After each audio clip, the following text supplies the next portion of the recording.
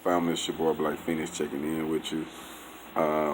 Just wanted to talk to you about something real quick. I took a weld test a couple days ago and today, and I passed the one I took a few days ago, which was on my birthday, exactly on my birthday, and it was I think 6 other guys who took the test, or 5 other guys who took the test besides me, and they flunked the test. I really wasn't focused on them, when they was doing their thing or whatnot. But I did notice that a few of them got frustrated, a few of them got irritated, a few of them got nervous or whatnot. So I think that played a big part in them not passing their test.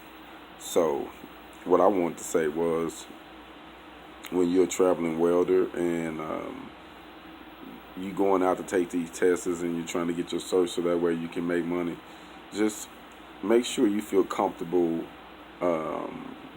with your skill set. Make sure that you at that level where okay, I got this. It's nothing, because I always looked at it like this. Honestly, it's like second nature. It's like I got to eat. So, if I'm taking a test, I don't look at it like a test, like the psychological part of, oh, I'm taking a test, I'm nervous. I look at it like, oh, I'm practicing. That's how I look at it. Oh, I'm practicing.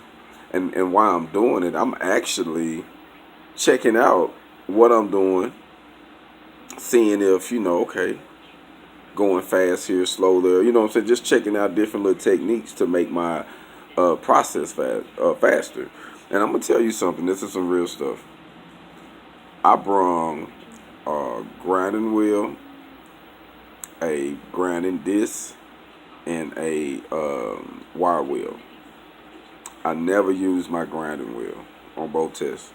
I only used my cutting disc to slice down, go down the side of a well if it had a little undercut, or if I just seen a little slag, just to make sure it was good before I start. I just took the habit of cleaning it. That way I know, it'll be, good metal, what I'm saying, regardless. So I do that. And the other guys, man, they was burning that grinder up. And and this is the funny, and I'm not talking about nobody, but this was funny. One guy, as I was leaving, now on today's test, it was a guy, I think he was probably in there. He had to be in there close to an hour, 45 minutes before I came in there taking this test. At least an hour, I know. You know what I'm saying? And it may be a little longer, but I'm going to say at least an hour. So when I come in and I take the test, I do my thing. We got both the same test, overhead and vertical. I come in, run my vertical and my overhead at the same time, like he had his set up. And I finished way before time. And I remember cleaning up and packing up my stuff and leaving. And he was sweating. He got this grinder out. He was like, "Man, you gone?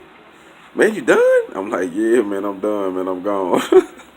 And I could tell it bothered him, man. And he jumped back on that grinder. I don't know what he had going on over there, but I remember looking at his root pass, and I was like, "Oh, he got this." Now I don't know what happened in between there, where he got frustrated, or maybe he got too much heat or slowed down too much, but he was doing a lot of grinding. Need to say, man, I just wanted to say, do this thing like it's second nature. You know what I mean? When you approach these jobs, just give it your all, man, and feel comfortable about what you do, and knowing that this is how you eat, this is how you take care of yourself. Hold on.